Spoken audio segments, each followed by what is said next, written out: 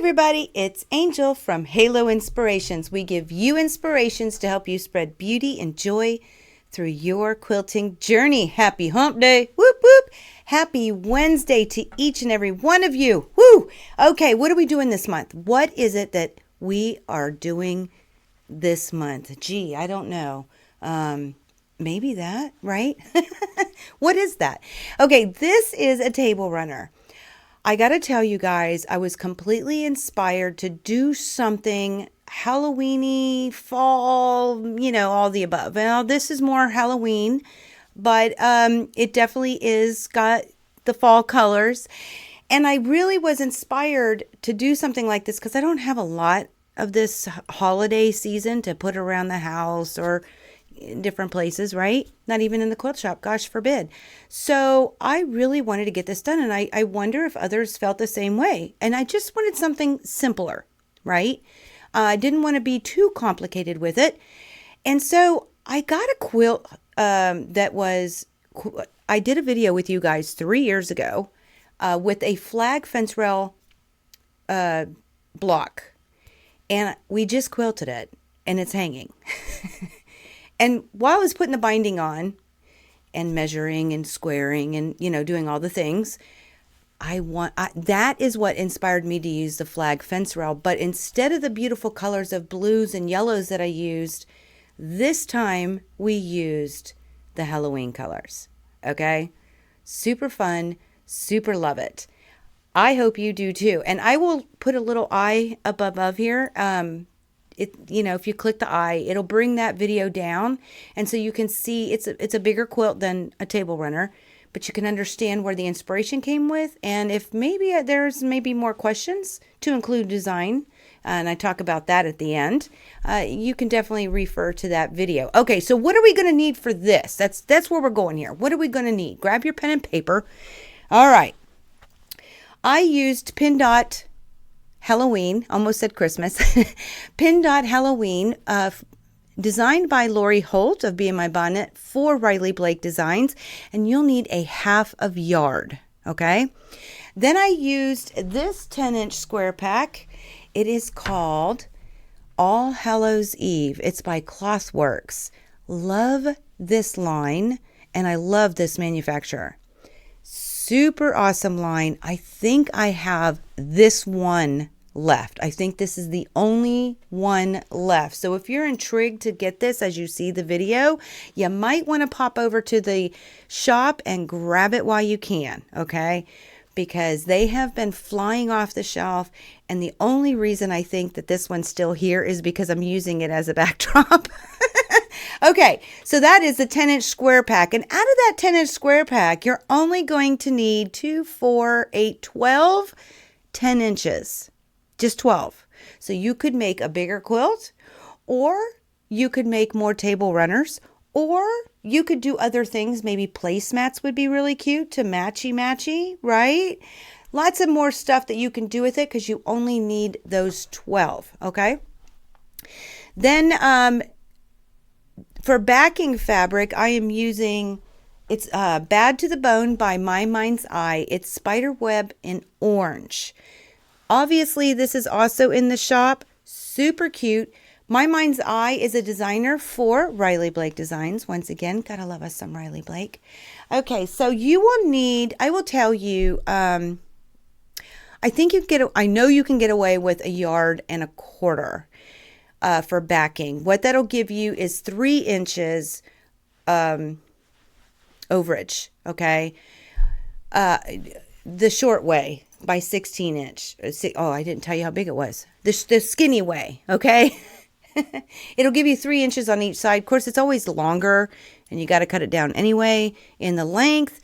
If you did 1.5 yards, that'll give you enough for your binding too. That'll be plenty, okay? 1.25 yards might even do it, but you might be cutting yourself very slim, or you have a lot of seams. So I will tell you, I put the math in on our favorite Robert Kaufman app, and it so states with 4 inches overage, it says 1.5 yards. So I'm just giving you an idea. I actually cut 1 yard, and I'm getting really skinny on my sides. So 1.25 yards will definitely do it. And 1.5 yards will most definitely give you plenty. Plus, if you go a little bit shyer, instead of 4 inches, you may even have enough for your binding, which does take an exact 1/4 yard. If you use 2.25 inch strips, if you use 2.5, you'll need 1/3 of a yard. Okay, just an FYI. So it really does depend on how you do your batting. Now this table runner finishes at 16.5 by 56.5 as a topper. Okay, so it is definitely a longer one. If you don't need it quite that long, you'll just make less blocks. If you want it wider, then you'll make more blocks. Of course, then it'll take more fabric. Okay, if you need a little help figuring that out, you can always email us and I will definitely get back to you. If you wanted to make it wider, shorter, you just make less. So it comes to 16.5 by 56.5 topper. Okay, not finished, right? Because we have the binding on there. It kind of takes a little 1/4 inch off each side, so it'll finish at 16 by 56. So this is, I don't even know what to call it. If you've got a name, drop it in the comments below, because I'm struggling giving this one a name. It's spooky season and it's cool, but that's not a good name. I don't know what to call it. Let me know what I should call it. But at any rate, let's go ahead and get this started and let's have some fun making our spooky season fun, friendly table topper using the flag fence rail now. See you all in just a sec. Okay, bringing you in just a little bit closer here. This is actually Pin Dot Halloween by Lori Holt for Riley Blake Designs. Super cute, a white fabric with orange and black polka dots. Super love it, super cute. It's going to go with this wonderful 10-inch square pack that I chose from Clothworks. But this is a 1/2 yard that you'll need. And I will tell you off camera, I have already cut 84 1.5 by 4.5 inch rectangles. And I very simply cut 3 strips of 4.5 inch wide. And then I subcut them down into 1.5 by 4.5. I felt it was a lot more, what's the word I'm looking for? A lot more efficient of my time to do it that way.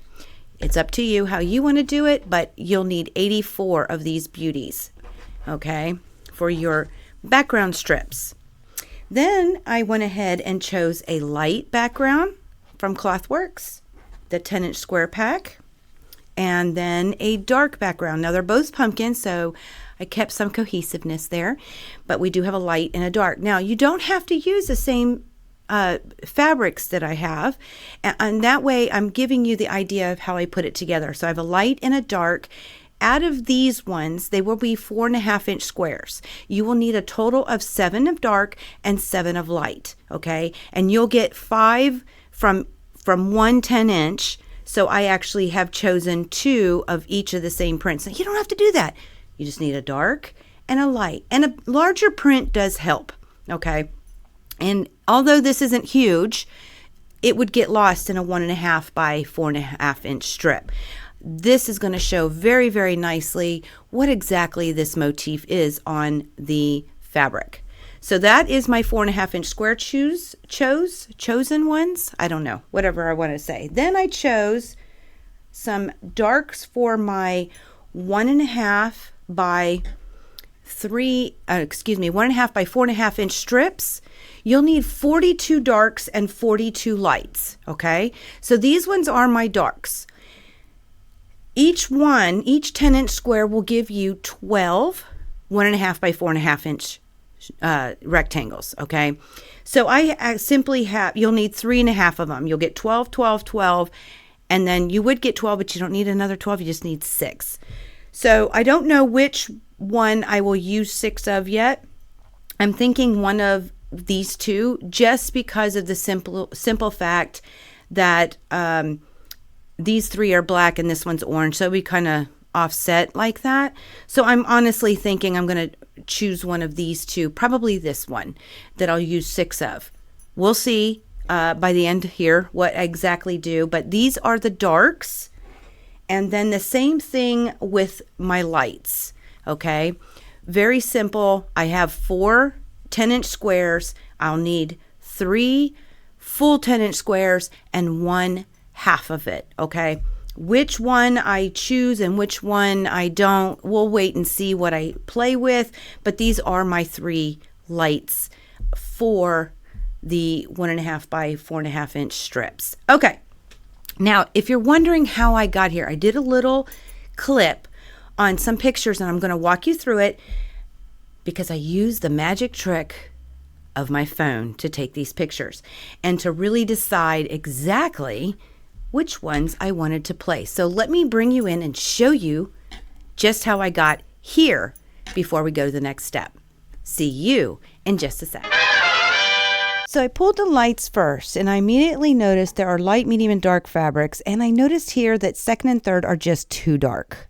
So I went ahead and pulled them out, and it does look much better, but now I question 3 and 4. However, I moved on to the medium fabrics. When I look at this, what do you think looks out of sort? I was surprised by number 5. Yep, so I pulled it out. And when I do, I now question those cats.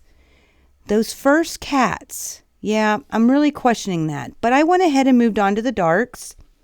And I think I got a winner here. I think this is a good choice. And in black and white, it looks perfect. So what I did is I laid them all out. And when I did this, down at the bottom, look at the light fabrics, I question that orange web, okay? So I pulled those out. And I put it with the medium. But man, those cats I talked about, those blue cats in the medium row, yeah, I questioned that. So I pulled them out. And I'm just so hoping that this is the final, because to be real with you, we don't have to go crazy with this. Perfect. And the reason is because we only need 4 dark, 4 light, or 4 things that contrast with those 4.5 inch squares that I have chosen that I'm going to make 4.5, and that is a winner. Okay, I'm going to show you 2 different cuts, and that'll get through all of your necessary cuts. So the first one, this is a light for the 1.5 by 4.5 inch rectangles. Okay, we need 42 of them. Each block will give you 12. So one of the blocks you only need 6, or you can mix and match, whatever it takes. But the first thing I'm going to do is I'm going to cut this down to 9 inches, which is actually really beneficial because I hate pinked edges. I never know what to do with them. Okay, are you feeling me? I bet you are. So the first thing I'm going to do is I'm going to line up everything pretty straight, and I'm on the side of the fabric with the 9.5 inch line. This way I know I'm going to get a nice pretty cut, and I'm going to go ahead and cut the first. There's 1. Okay, I'm going to flip her all the way around, and I'm going to line her up this time straight on the 9 inch. Now I'm trying to be sure that my ruler line for the 9 inch is on the fabric, and I look straight in every other direction as best as possible, because sometimes 10-inch squares aren't the straightest. And I'm going to make that 9 inches. So then all we have is 2 more sides. So it's nice because I have nice straight edges to line up on. So I'm going to take my 1/4 inch down here. It's dotted on this particular ruler. This is a 12.5 inch Creative Grid ruler, and they're 1/4 inch on one of their sides, or 2 of their sides, excuse me, are dotted. And I'm going to do the same thing. So I'm going to move this to the 9.5 over here, making sure that I'm on the fabric at 9.5, and I'm going to go ahead and make sure everything looks nice and straight. Okay, and then I'm going to go ahead and cut that end. So there's 1, and I'm going to flip it around for the last time, and I'm going to line up on that 9. Now I want a 9 inch square is what I'm looking for. There we go. Everything is looking pretty straight.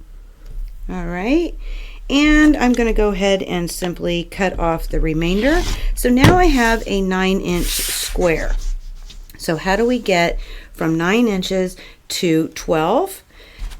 1.5 by 4.5. Well, this is the fun. This is super magic. So the first thing I'm going to do is I'm going to line up, nope, that's not right, on the 7.5 inch line.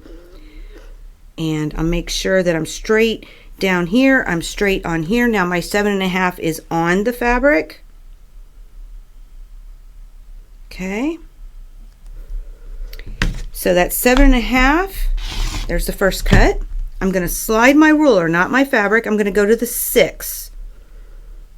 Because 7.5 minus 1.5 is 6. And again, I'm going to do the same thing.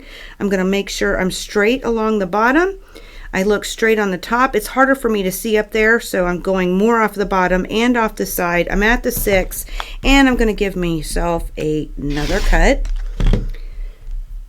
The next thing I'm going to do is 6 minus 1.5 is 4.5, so I'm going to the 4.5. Notice I'm still just moving the ruler, keeping that fabric together, making sure that my 4.5 is on the fabric, and I'm straight at the bottom, and I'll give that a nice cut. Then I'll move it to the 3, keeping everything nice and straight, trying as best as I can to make sure that my ruler is on the fabric and not off the fabric. Okay, and I'll again cut. Last one, I move it to the 1.5, and again I will keep the 1.5 on the fabric, making sure everything looks straight. And at 1.5 I will give myself my final cut. Now what we have here are 6 strips of 1.5 inch equal. Okay, we want them to be 1.5 by 4.5. Now you can turn the fabric, or if you have a rotating mat, you could do it on a rotating mat. I'm actually just going to rotate my body, and I'm going to line this edge up at the 4.5, and at the bottom I will line up at the 1/4 inch, so I can see if my fabric, if my cut's going to be straight. And if you can see it, you can look at the top too, but I look pretty good. So that's 4.5. We're going to cut it in half, and as long as my rotary cutter went through all of the fabrics, that's 3, 4, 5, 6, 7, 8, 9, 10, 11, 12. So there are 12. Now you want to do that with all the lights and all the darks that you chose for your 1.5 by 4.5 inch rectangles. Okay, so you'll get all that done. And then the last thing I wanted to show you is what to do with your 4.5 inch squares, how to get that cut. It's kind of the same premise, so I'm going to get rid of those pinked edges, and it's so convenient that 4.5 plus 4.5 is 9.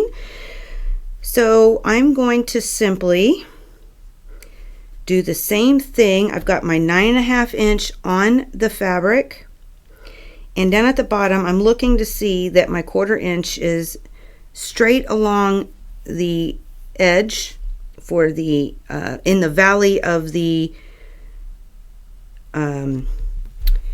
what do you call that? The valley of the pinked edges. Okay, so I'm just going to simply give it a cut.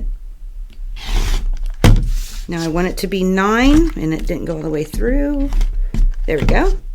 So I'm going to flip it all the way around. Okay, and I'm going to line it up on the 9 inch this time, making sure everything looks pretty darn straight as it can be. And I'm going to go ahead and do the rest of that block. Man, all of a sudden now, there we go. Perfect. Notice I did not move the ruler before I checked to make sure everything cut through. So now we're going to do it again. We're on the 9.5 over here. I'm straight at the bottom. I'm straight at the top, if you can see that. And I'm going to go ahead and, nope, I'm at 9.25. Let's pull this in just a little bit further. There we go. And we'll give it a cut. And I'll turn it all the way around for the final cut. I'm going to line up on the bottom with my 1/4 inch dotted line. And I'm going to line up on the 9. If you can see the top, make sure you're straight up there too. And this will give me a 9-inch square. Boom. Then I'm just simply going to go to 4.5, making sure the 4.5 line on the ruler is on the fabric, not next to the fabric. Looking to make sure everything looks straight. So that's 4.5. Check your measurement twice, so you only have to cut once. And instead of, again, rotating, you can rotate the fabric, you can cut them separate. You can do whatever your heart desires, but I'm just turning my body. I'm going to make sure that my 4.5-inch line is on the fabric. I look pretty darn straight underneath here, and I'm going to go ahead and cut it. And as long as everything went through, we have 4.5-inch squares. Okay, and you'll do that with 2 lights and 2 darks that you chose for your larger blocks. Aren't those cute? Just super cute. Love them. Okay, so I'm going to get everything finished cut up, and when I bring you back, we're going to start to assemble the blocks. Okay, so I will see you guys in just a sec. I wanted to bring you in and show you what I kind of did. So I basically kept these ones with all 12. So I broke them up into 4 groups of 3, and I elected to keep only 6 of these. Okay, I could play with it more and really get some more evenness out of it, but I'm trying to make this simple and get it done, right? We want this fast, fun, and easy. So that's what I did. And ironically enough, I kept out 3 of these lights and 3 of these lights. So I kind of split those ones up. Those are the other 6 of the darks. All of that's done. Okay, so now what? Now the fun begins. I'm just simply going to put all of the darks into one pile. Okay, and all the lights in a pile. And I'm going to take my background fabrics, move these out. Okay. There we go. Put them all in piles. We've got a dark pile. We've got a light pile. And I'm going to sew by chain piecing 1 background strip to every single strip. Okay. So there are 42 darks, 42 lights, and 84 of these. So each one of these will get a strip. Now it's important that when you do this, you lay the color that you're adding. So this is my dark. I'm going to put it on top. I'm going to flip it down, and I'm going to sew the 1/4 inch. Okay. Then when I get to the lights, all of them would be that way. I'm going to put the light on top and the background. I'm going to put it right sides together, and I'm going to sew a 1/4 inch strip on this side. So whenever you flip it up and you press your seams, it'll look like this. Okay, it's very important that you don't do it like this, for instance. Okay, so all of them, all the colored strips will be, or printed fabrics will be on top, and the background will be on the bottom when you go to stitch them together, right sides together, 1/4 inch. I'm simply going to chain piece them all, and then I'll bring you back for the next step. I'll see you in just a sec. Okay, I thought I'd give Louise a little test drive. This was gifted to me by my mother.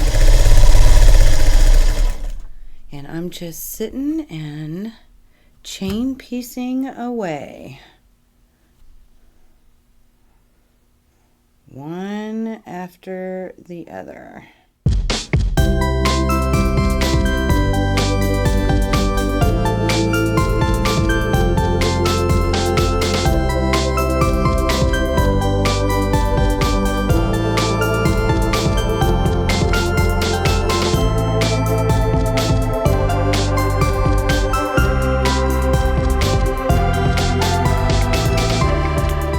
going. Oh, but wait. I see the light at the end of the tunnel. Uh-oh.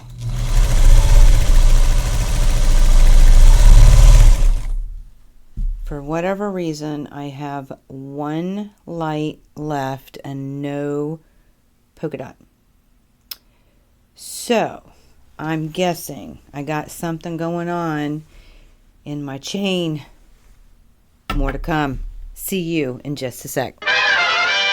Okay, after that little episode, trying to figure out where one of the 84 was wrong, we are here. What do we do next? I want to let you know that when you press these, you will press them going to the dark side or the non-background, because it really does depend on what fabric choices you have. So I've pressed all mine to the dark side because we don't have to worry about any nesting. Is that not super crazy? Okay, all pressed to the dark side. They should measure 4.5 long still by 2.5 inches wide. Okay, just a heads up in case you like to measure as you go. All right, so what are we doing now? Very simply, we're going to chain piece again. I won't entertain you with that again, but we're going to take a dark and a light, and I am going to make a nice little what do I call this, pile here. Okay, for instance, I'm just gonna put a light and a dark together. It is important this time, insert foot and mouth from the last time I told you, because if you stitched it upside down, you just had to flip it, right? I mean, that was just crazy. However, for this one, it is important. You do want to make sure that you have dark background, light background. So it's very important that you stitch along this line and not along that line, because if you do the background to the dark, it will open incorrectly. So it's very, very important that we have dark background, light background. Okay, and again, I will just simply chain piece these and have fun doing it, getting all of the darks and lights put together, and then I will see you guys in just a sec. Now the fun begins. You've got all your little script squares sewn together. Then we're going to put them together. It's always fun to say that.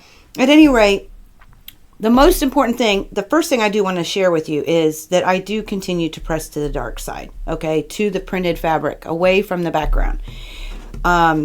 It doesn't really matter which way you press, because obviously at this point we do not have any nesting seams. Beautiful, beautiful. Love that. This should finish at 4.5 by 8.5, okay? And this, what's most important is that you, in fact, put these in the correct direction. So it's dark, light, dark background, light background. Dark background, light background. Okay, that's how we sewed those all together. That was our block. Okay, it's important that when you add these two together, you are putting the dark at the top on the left and a dark on the outside. Okay, that's what is most important. And I pressed all of these towards the background. Okay, then the other block that you'll make with them is you will take those 4.5 inch squares that have been so lonely and ready to be joined, and you'll join them with another strip piece. Okay, what's important again with this one is that you have your 4.5 on the left and your strip with the dark on the bottom. And again, this will measure at 4.5 by 8.5 inch wide. Okay, and on these I pressed going towards the 4.5 inch square. Okay, the only reason that this time it's important for us to have a direction of print pressing is because we're then just going to simply make 4 patches. You're going to take your top here, you'll put the 4.5 inch on the left top, okay, and your 2 strips on the bottom, and you're simply going to place them right sides together, and if you press them correctly, those seams in the middle will nest so very nicely, and this is what you'll end up with, okay? So this is a total of 8.5 inch square, where that's going press going towards here and press going towards the background, and that way these will nest so very nicely. Then you get all of your 4 patches. They should all look like this, okay? And then we get to really begin the fun. So I'll see you in just a sec. So once you have all of your blocks put together, and you should have 14. That's it. All that cutting, all that sewing, and you should have 14 blocks. Those 4 patches that we ended with. So that means you're going to lay them out. You're going to go 7 across and 2 down. That's it, guys. That's your table runner, okay? Now I'm going to throw a picture up here, and I'm just showing you that I did in fact lay it out, and you can see how where I put the 4.5 inch squares, okay? You can do whatever you like. In the other video, which has an eye up in the corner, I don't know, I think it's this side. Could be over here, but it's an eye. That's to a video where I talked about before, where the inspiration came from. And I actually show you when you turn those blocks, because once you have them all made, you can lay them all out any way you like, and you can start turning them and get so many different designs. It's super fun, awesome, okay? So I wanted to let you know that in fact is what I did. I laid each one out, and then I just simply sewed the rows together, sewed the blocks into rows, and then sewed the rows together. I think I finally, after 3 years, I finally figured out how to say that. And that's all she is. And then you will end yourself with a beautiful topper table runner.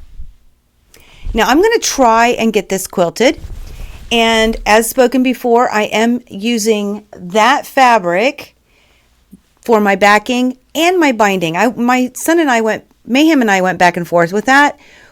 He liked the idea of doing black, which I did too, but I decided to keep it simple because simple's always fun. So I'm using, it's Bad to the Bone, My Mind's Eye for Riley Blake, and it's Spider Web Orange. We do have that on the website also.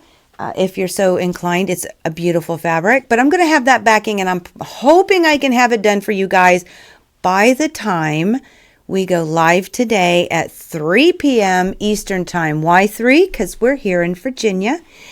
So I hope to see you for our live question and answer, question and answer. I never say that. Live Q&A at 3 p.m. with Mayhem will be here today to answer any questions that you may have. I might put a little something into something I might have forgotten in the video, but I look forward to seeing you. If you like this video, don't forget to hit the thumbs up, and I hope you've hit subscribe and do the bell ting to allow all those notifications. Make sure you click that so you know when the next video drops. Yep. So that's it for the table runner that was inspired by the flag fence rail block and a quilt that I did 3 years ago with you guys. Super fun, super love it. Hope you did too.